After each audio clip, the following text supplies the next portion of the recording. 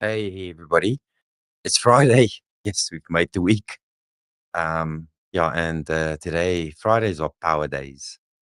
Um, yeah, so trying to bring everything that we spoke about this week together this morning.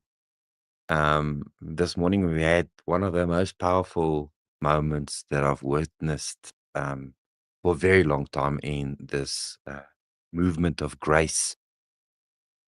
We had a group of men this morning. There's probably about 9 or maybe 10 men who have been carrying secrets. All of them have been carrying secrets. They've been carrying their shame. They've been silent. They've been wearing masks.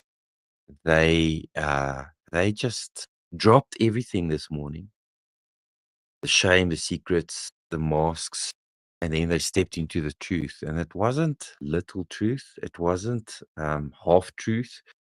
It wasn't a safe type of truth. It was a very real and a very raw and a very uh like a tear producing truth. Tears. And what happened next was like a holy moment. Um Men cried, more than one, a few. Um Someone shook, someone confessed, um men broke open. Um And you may think that this is some sort of weakness. It's absolutely not weakness. It's honesty. I'm reminded of that saying that says meekness is not weakness, but power under perfect control. To be humble in heart and to face the pain and to feel the pain is a type of power that needs to be controlled.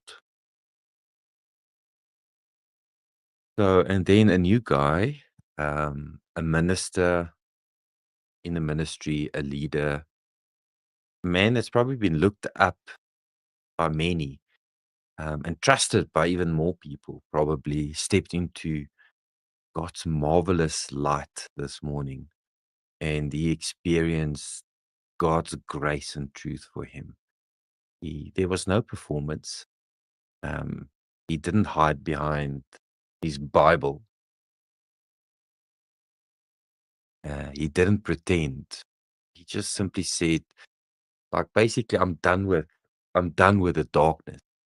I'm done with secrecy. I'm done. He even used the word "gatful." I'm done with living double standards, double lives. And when he did that, the whole atmosphere shifted. It's online, so I don't know how it works.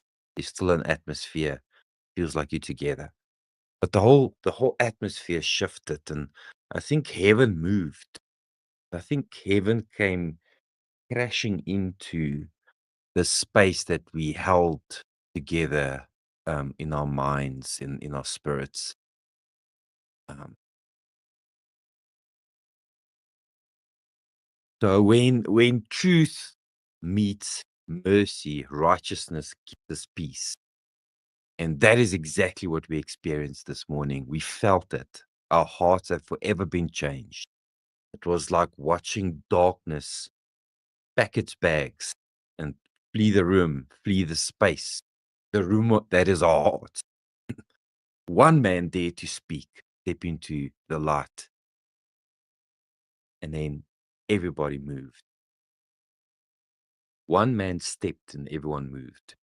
And that's the thing about darkness. It doesn't fight honesty. There's no fight. Just darkness can't fight honesty. Can't. It just leaves. Sure, there's pain, sure, but it leaves. So I think it's necessary for all of us to stop pretending. We're all pretending. We think that porn is not a big deal. Th- this this thing, this porn issue is a is stronger than the church wants to admit. It's bigger than the church wants to ever admit. It's more prevalent. It's more destructive than any. I can't think of any other issue that the church is facing today that is epidemic proportions. It's busy dissolving our kids. Church is just silent, just being brushed under the carpet. If 80% of your church members, of our church members, had cancer, why are we not talking about it? Something that's ignored, it's over spiritualized, it's explained away. Um, Meanwhile, men are emotionally bankrupt, spiritually disconnected in general. And I'm not pointing fingers at any church. I love church. We just living these double lives and dying inside while lifting their hands in worship. They can't. Let me say it like this. I think they can mentally agree with God's truth, but have zero emotional capacity left to actually live it out. And like I fall into that trap as well. I also do that. I sit in church and I give mental assent to what has been said, but emotionally just feeling isolated and distant and far away. And you know why I think this keeps happening? Because I don't think church knows what to do with broken emotions, with the emptiness. We think we know how to teach the word. We know how to preach holiness. We know how to sing louder and make better music and be the celebrity person on the day, but we don't know how to look a suicidal man in the eyes and say, stop hiding. Bring your pain into the light. Give me your darkness. You belong, you're safe, without trying to heal the person or to change the person. So then we just ignore what we don't know how to deal with. And in that silence, the enemy is busy thriving. But this morning we didn't ignore anything. We confronted the darkness head on and directly. Um, One man spoke the truth. A minister stepped into the light and everyone moved. And truth got ignited in every person's heart on a very emotional way. Yeah, there were tears and hearts were softened and masks were dissolved and light filled the room. And I think that is the power of a real brotherhood, where shared brokenness will build stronger bonds than shared beliefs. That's the power of truth. That is the power of grace. Absolutely, when it meets what has been wounded. So here's the power message for this Friday. Darkness loses its power the moment that we speak this truth. Darkness loses its power the moment we speak truth. When one man steps into the light, everyone moves. When truth, painful, ugly, disgusting truth meets mercy, righteousness kisses peace. Meekness is not weakness, but power under perfect control. And all of these things won't happen if we try harder. They're not going to happen when we hide better.